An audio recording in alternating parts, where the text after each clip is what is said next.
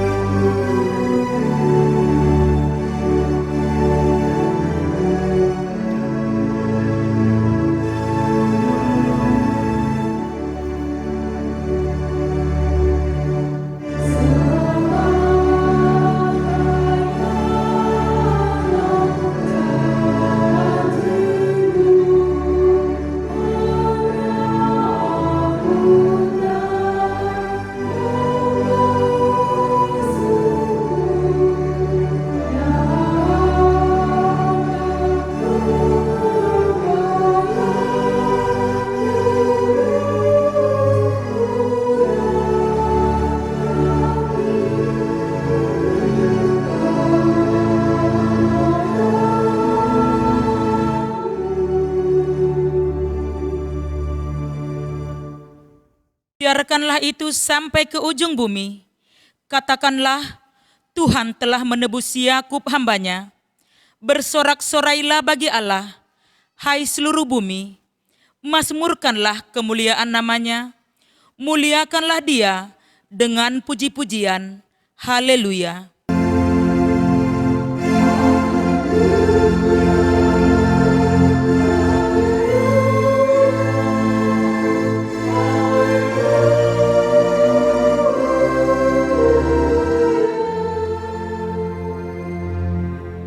Tuhan, kasihanilah kami.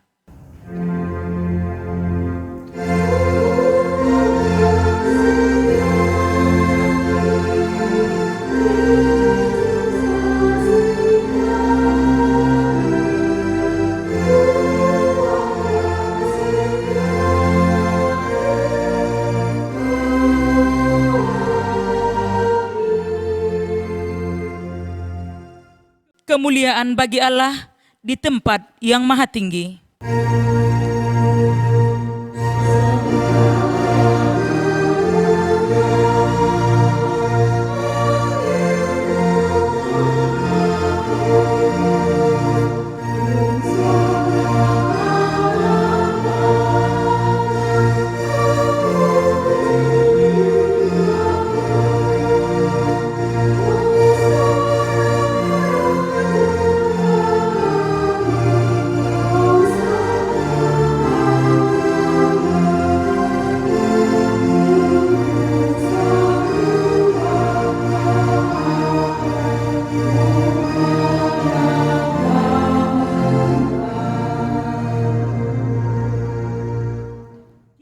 kiranya damai sejahtera Kristus besertamu. Kita berdoa. Ya Allah Bapa kami yang Maha Kuasa, Engkau telah memberikan firman-Mu kepada kami, supaya olehnya kami beroleh keselamatan yang kekal. Karena itu, kami memohon kepadamu, berilah kami kekuatan dan keberanian untuk memberitakan dan menyatakan Injil keselamatan-Mu dengan perkataan dan perbuatan kami. Pimpin dan ajarlah kami, agar kami tetap hidup sesuai dengan kehendak-Mu, agar persekutuan yang Engkau karuniakan kepada kami semakin bertumbuh dan berbuah lebat, demi kemuliaan di dalam anak-Mu, Yesus Kristus, Tuhan dan Juru Selamat dunia. Amin.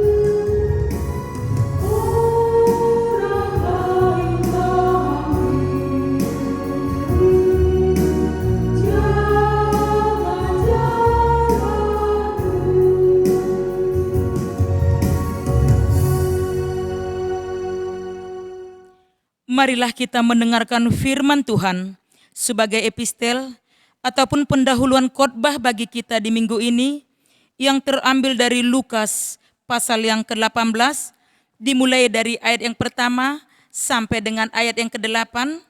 Kita dengarkan bersama-sama. Perumpamaan tentang hakim yang tak benar. Yesus mengatakan suatu perumpamaan kepada mereka untuk menegaskan bahwa mereka harus selalu berdoa dengan tidak jemu-jemu. Katanya, dalam sebuah kota ada seorang hakim yang tidak takut akan Allah dan tidak menghormati seorang pun. Dan di kota itu ada seorang janda yang selalu datang kepada hakim itu dan berkata, "Belalah hakku terhadap lawanku." Beberapa waktu lamanya, hakim itu menolak. Tetapi kemudian ia berkata dalam hatinya, "Walaupun aku tidak takut akan Allah dan tidak menghormati seorang pun, namun karena janda ini menyusahkan aku, baiklah aku membenarkan dia, supaya jangan terus saja ia datang dan akhirnya menyerang aku." Kata Tuhan, "Camkanlah apa yang dikatakan hakim yang lalim itu. Tidakkah Allah akan membenarkan orang-orang pilihannya yang siang malam berseru kepadanya? Dan adakah ia mengulur-ulur waktu sebelum menolong mereka? Aku berkata kepadamu, ia akan segera membenarkan mereka. Akan tetapi, jika Anak Manusia itu datang, adakah ia mendapati iman di bumi?" Demikianlah firman Tuhan. Yang berbahagia ialah mereka yang mendengarkan firman Allah serta memeliharanya. Amin.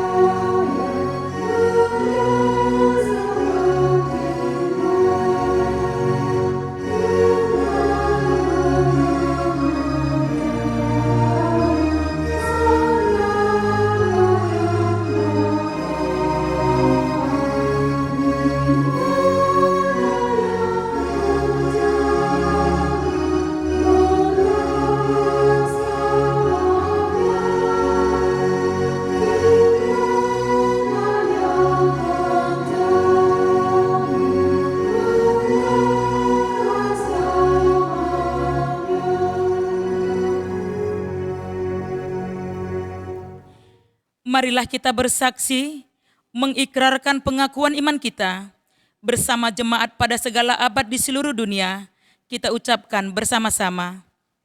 Aku percaya kepada Allah, Bapa yang Maha Kuasa, Khalik langit dan bumi. Aku percaya kepada Yesus Kristus, Anaknya yang tunggal Tuhan kita, yang dikandung daripada Roh Kudus, lahir dari anak darah Maria, yang menderita di bawah pemerintahan Pontius Pilatus, disalibkan, mati dan dikuburkan, turun ke dalam kerajaan maut, pada hari yang ketiga, bangkit pula dari antara orang mati, naik ke surga, duduk di sebelah kanan Allah, Bapa yang Maha Kuasa, dan akan datang dari sana untuk menghakimi orang yang hidup dan yang mati. Aku percaya kepada Roh Kudus, gereja yang kudus dan am, persekutuan orang kudus, pengampunan dosa, kebangkitan daging, dan hidup yang kekal. Amin.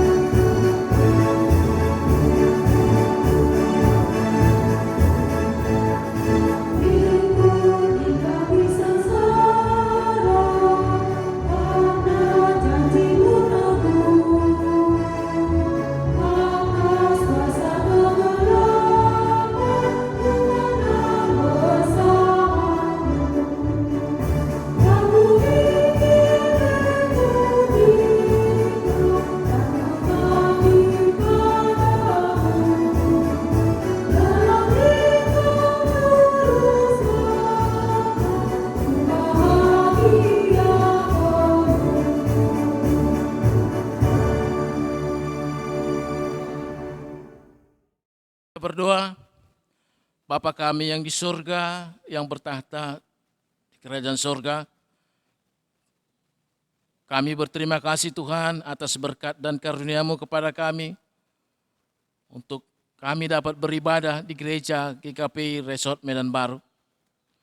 Tuhan Bapa kami yang kudus, pada saat ini Tuhan kami berkumpul di rumah-Mu untuk membuat acara kebaktian kami pada hari Minggu tanggal 17 Mei 2020. Kiranya Tuhan acara ini berlangsung dengan damai, sesuai dengan kehendak-Mu. Kiranya Tuhan acara ini membawa berkat bagi kami seluruhnya warga jemaat GKPI Resort Medan Baru, dan juga bagi umat-Mu yang ada di seluruh dunia ini. Kami yakin dan percaya Tuhan acara ini mendapat menjadi motivasi bagi kami di dalam menghadapi wabah corona yang terjadi di negara kami ini. Tuhan, kami memohon kepadamu, kiranya wabah virus corona ini dapat segera berlalu dari negara kami, agar kami dapat memuji dan memuliakan Engkau melalui kebaktian kami, melalui persekutuan kami di gereja kami, GKPI Resort Medan Baru.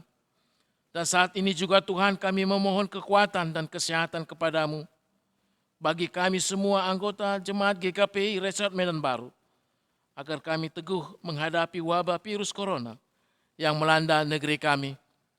Kiranya Engkau ya Tuhanku senantiasa melindungi dan meneguhkan iman kami, agar kami tidak jauh daripada Engkau. Ya Tuhan Bapa kami yang bertakhta di kerajaan surga, pada saat ini Tuhan kami berdoa khususnya pada para pemimpin kami, dari tingkat pusat hingga tingkat desa maupun lurah, agar para pemimpin kami Tuhan, Engkau berikan hikmat kebijaksanaan dalam memimpin kami, khususnya jemaat-Mu di GKP Resort Medan Baru, agar segala usaha para pemimpin kami untuk dapat menghilangkan virus corona dari negara kami ini dapat berjalan sesuai dengan kehendak-Mu. Kami yakin dan percaya Tuhan, Engkau memberikan kekuatan kepada para pemimpin kami untuk memimpin kami di dalam melakukan dan menghadapi virus corona yang melanda kami. Tuhan, berikan dan cukupkanlah kebutuhan kami sehari-hari dalam menghadapi virus corona. Dan pulihkanlah seluruh saudara-saudara kami yang pada saat ini masih dalam pembaringan, baik di rumah sakit maupun di rumah, maupun yang kena dampak virus corona, Tuhan, agar nama-Mu semakin dimuliakan di tengah-tengah kehidupan kami sehari-hari. Tuhan, masih banyak lagi permintaan kami yang akan kami sampaikan kepadamu. Kiranya Engkau cukupkan semua kebutuhan kami dan juga kepada hamba-hamba-Mu, baik pendeta maupun para penetua, khususnya kepada amang pendeta kami, pemimpin kami, GKP Resort Medan Baru. Kiranya berikan hikmat kebijaksanaan kepadanya Tuhan, agar dia dapat memimpin jemaat-Mu, Gereja GKP Resort Medan Baru. Ampuni dosa-dosa kami Tuhan, yang kami perbuat, yang sengaja maupun tidak sengaja, agar kami layak menerima berkat yang akan Kau berikan melalui tangan-Mu. Dan ini kami sampaikan dengan rasa syukur kami kepadamu Tuhan, hanya melalui anak-Mu Tuhan Yesus Kristus, Tuhan Juru Selamat kami. Amin.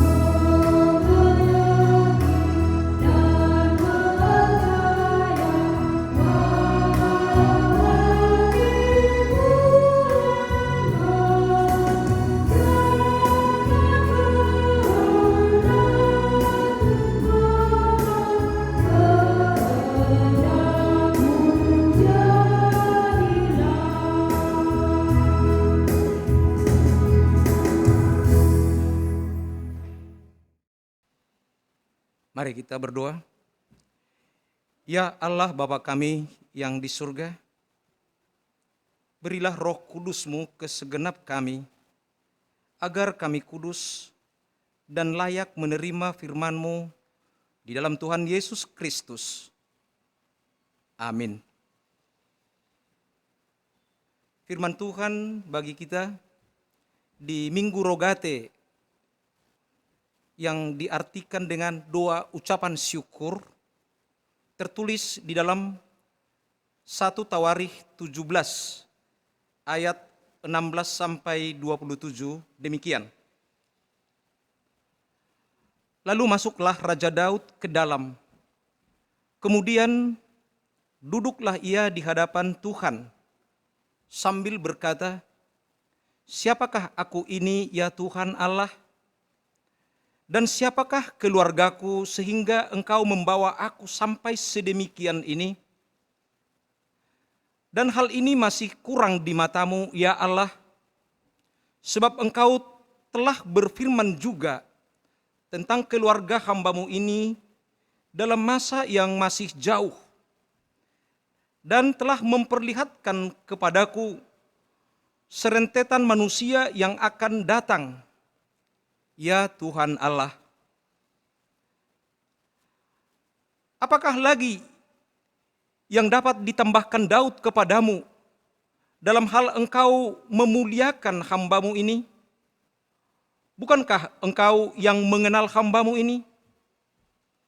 Ya Tuhan, oleh karena hamba-Mu ini dan menurut hati-Mu, Engkau telah melakukan segala perkara yang besar ini dengan memberitahukan segala perkara yang besar itu.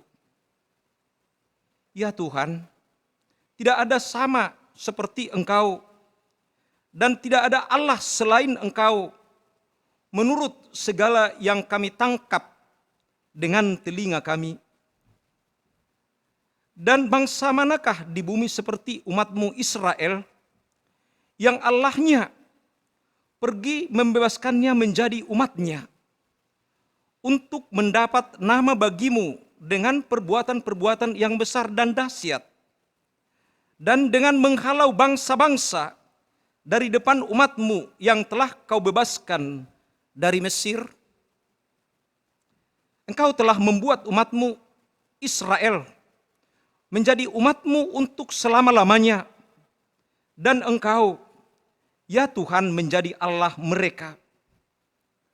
Dan sekarang, ya Tuhan, diteguhkanlah untuk selama-lamanya janji yang Kau ucapkan mengenai hamba-Mu ini dan mengenai keluarganya, dan lakukanlah seperti yang Kau janjikan itu.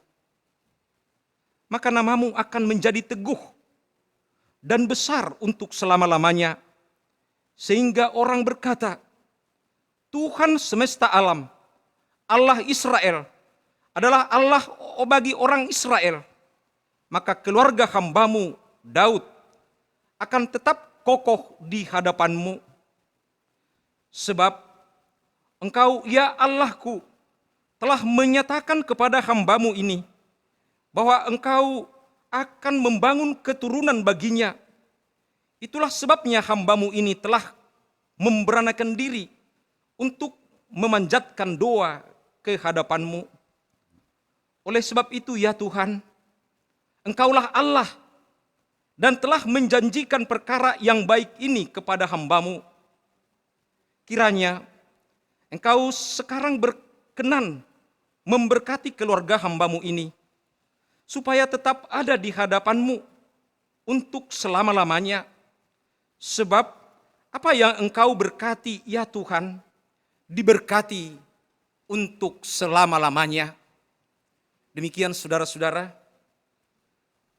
doa yang disampaikan Raja David, doa yang dia utarakan dari lubuk hatinya.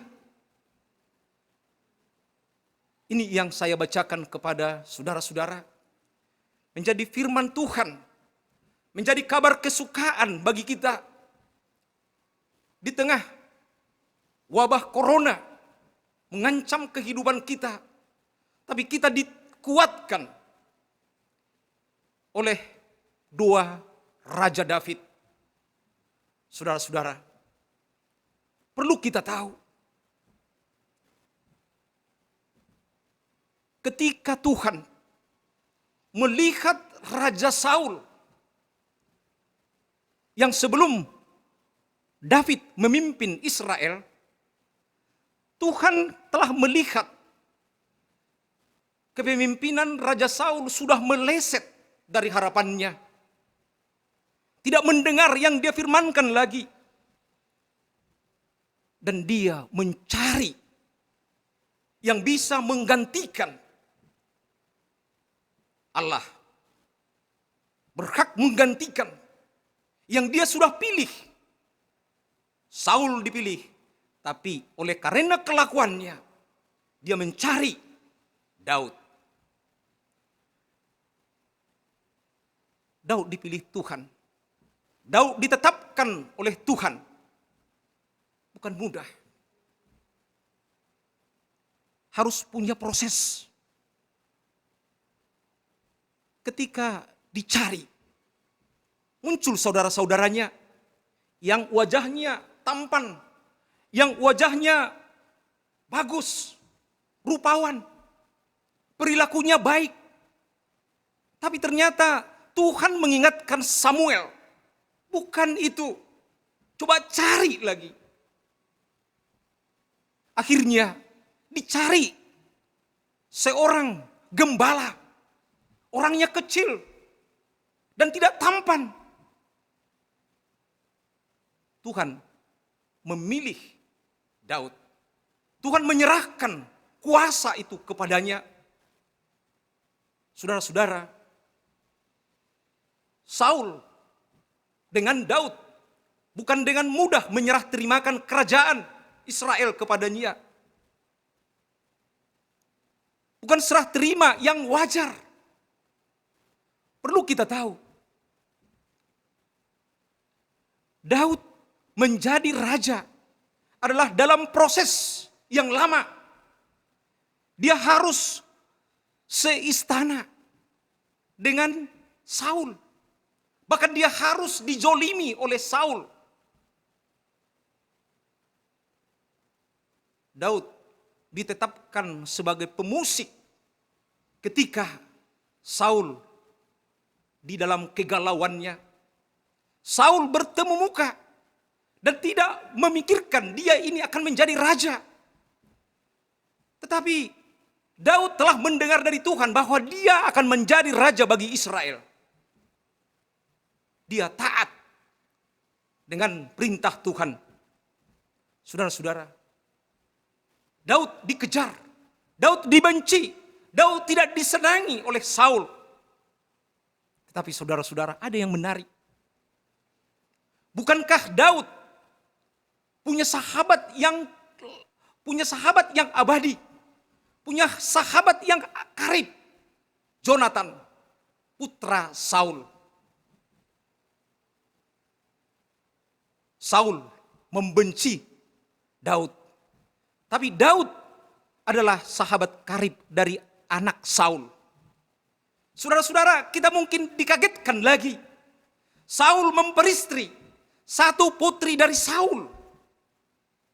Daud memperistri Mikhail. Apa rencana sebenarnya di dalam? Sering dikatakan, dengan menikahnya Daud kepada Mikhail, bahwa Daud menginginkan jangan terlampau banyak orang Israel yang berontak terhadap perintah Tuhan. Saudara-saudara, pengalaman unik yang kita lihat di sekitaran hidup Daud. Dia pernah dilecehkan. Nabal, seorang yang kaya raya di Israel, dia dilecehkan. Dia tidak mau memberikan bantuan.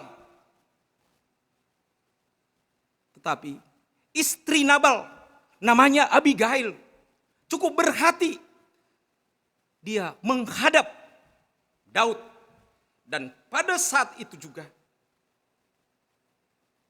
Abigail menjanda. Nabal meninggal. Daud menikah dengan Abigail. Hal unik. Dan itulah kehidupan dari seorang raja Israel yang berkembang, yang sangat dipopulerkan oleh orang Israel. Dan bahkan kita sampai kini. Saudara-saudara, di tengah pengalamannya dikejar Raja Daud.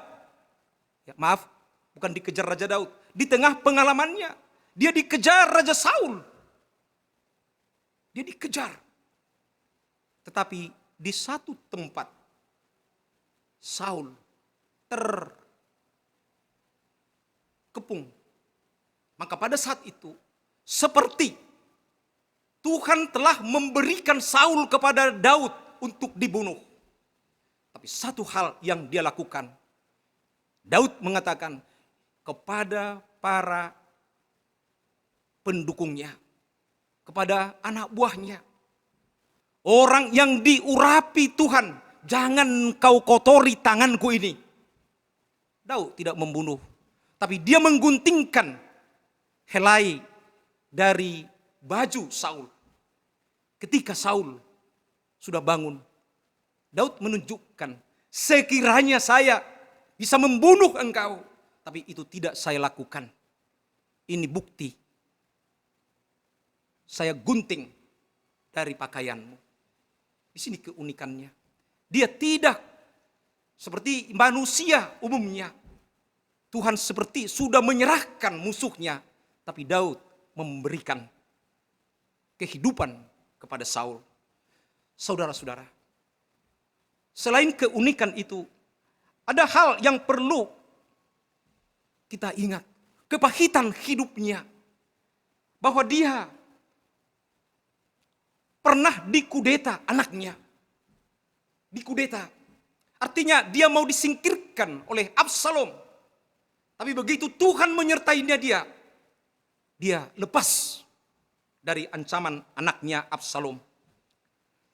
Ketika itu juga boleh kita tahu, Nabi Nathan orang kecil berani bertemu dia di istana.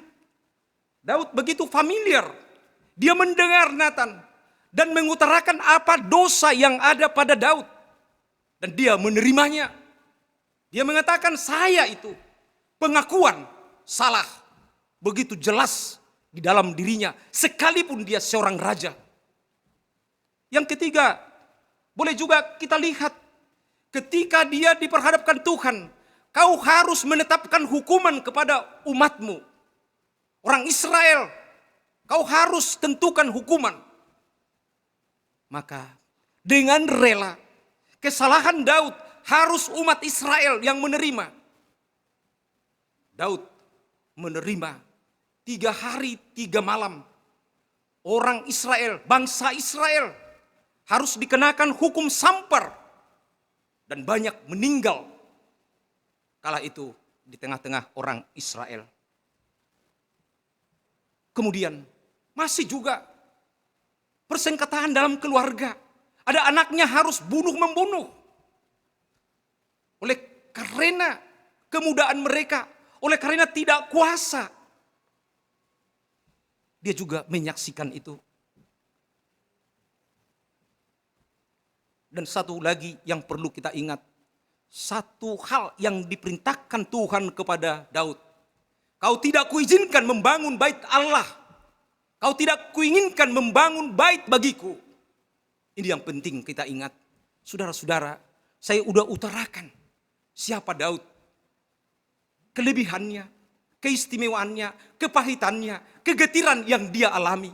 Seorang raja tidak lepas dari banyak pergumulan. Saudara-saudara, pengalaman operatif, pengalaman yang sulit kita pikirkan ini, mungkin juga pikiran di kalangan kita. Bapak, ibu, saudara-saudara, mungkin banyak pergumulan dalam hidup kita. Bahkan sekarang yang disebut pergumulan, wabah yang kita rasakan sekarang, wabah corona. Apa efeknya kita rasakan? Tuhan adalah begitu dikagumi Daud.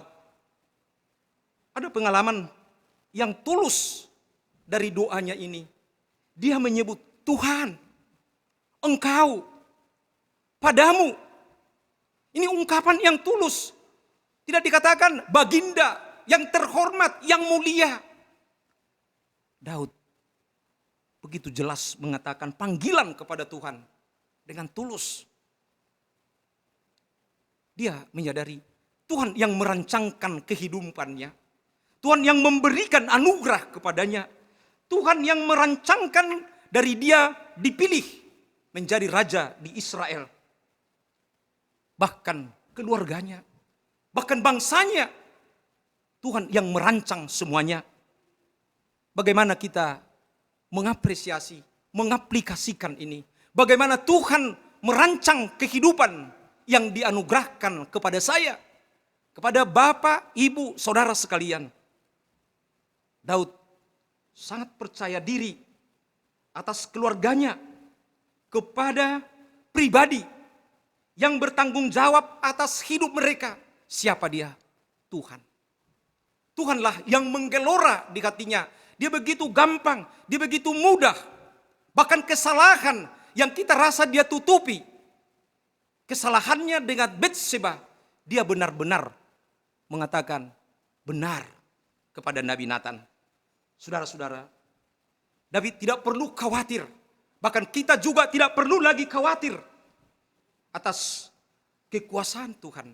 Karena Tuhan wajib memberikan kesejahteraan bagi kita umat manusia. Kita tidak khawatir. Kita perlu satu sikap yang teguh. Tuhan itu akan menolong kita. Tuhan itu akan memberikan sejahtera. Seperti dalam ayat 26, 27.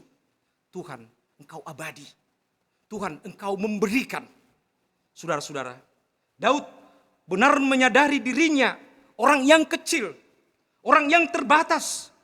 Bahkan dibatasi, dia hanya adalah ciptaan Tuhan. Kita juga boleh menyadari, kita ini hanya ciptaan Tuhan. Makanya untuk ini, kiranya doa Daud ini boleh kita pahami, mengantarkan kehidupan kepada kita, mengantarkan keselamatan kepada kita. Rogate, yaitu ucapan syukur kepada Tuhan. Amin. Mari kita berdoa. Bapa di surga, terima kasih dengan firman-Mu, dengan berita kesukaan Engkau berikan kepada kami. Kiranya Engkau boleh tetap memanggil kami menjadi suruhan Tuhan dalam pelayanan-pelayanan pribadi kami, pelayanan-pelayanan seharian kami. Kiranya Engkau yang dimuliakan dari saat ini sampai selama-lamanya. Amin.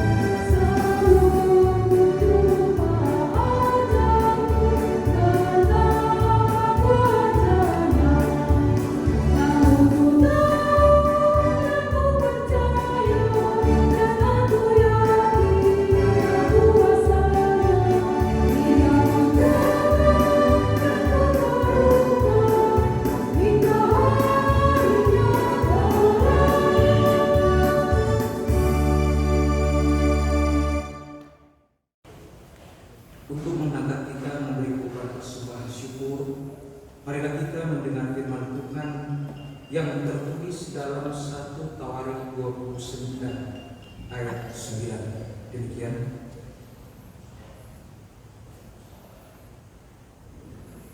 Bangsa itu bersukacita karena kerelaan mereka masing-masing. Sebab dengan tulus hati mereka memberikan persembahan sukarela kepada Tuhan. Juga Raja Daud sangat bersukacita. Demikian.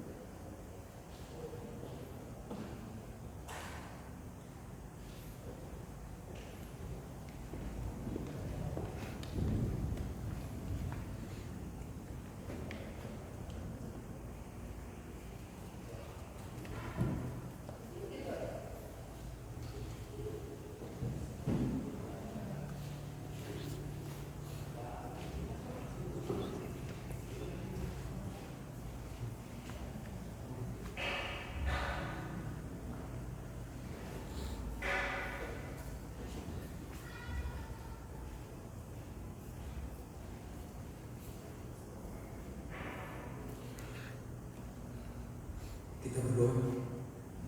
Ya Allah, Bapa kami yang di surga, kami mengaku dengan setulus hati, Engkaulah sumber segala berkat dan karunia. Di sini kami memberikan persembahan syukur kami kepadamu. Terimalah persembahan umat-Mu dan berkatilah menjadi alat kesaksian, persekutuan, dan pelayanan jemaat-Mu ini. Jadikanlah hidup kami persembahan yang berkenan kepadamu, dan pakailah hidup kami untuk turut menghadirkan tanda-tanda kerajaan-Mu di seluruh dunia ini. Kasih, keadilan, dan damai sejahtera, sukacita, bukalah hati kami oleh Roh Kudus-Mu, agar kami senantiasa mengucapkan syukur kepadamu. Di dalam nama Yesus Kristus Tuhan kami. Amin.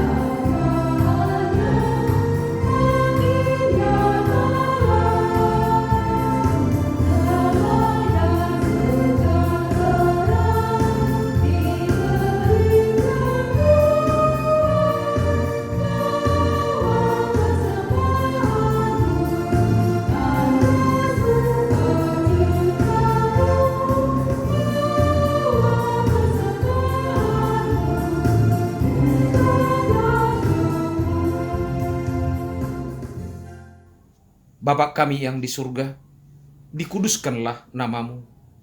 Datanglah kerajaan-Mu. Jadilah kehendak-Mu di bumi seperti di surga. Berikanlah kami hari ini makanan kami yang secukupnya. Dan ampunilah kami akan kesalahan kami, seperti kami juga mengampuni orang yang bersalah kepada kami. Dan janganlah membawa kami ke dalam pencobaan, tetapi lepaskanlah kami dari yang jahat.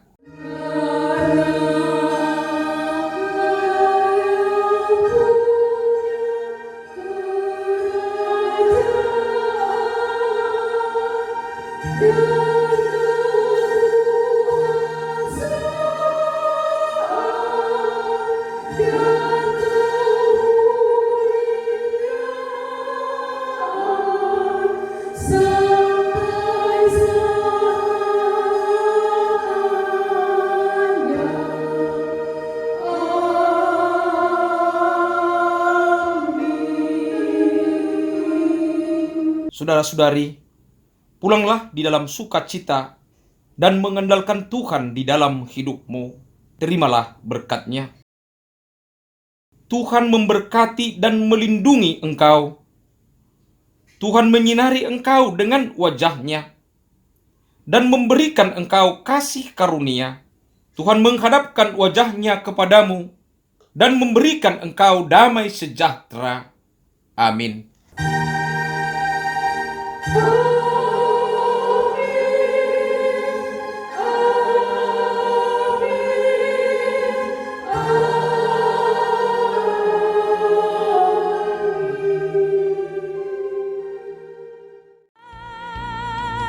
Kau tunjukkan kasih setiamu,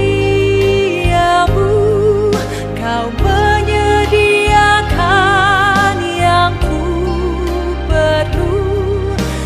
Kau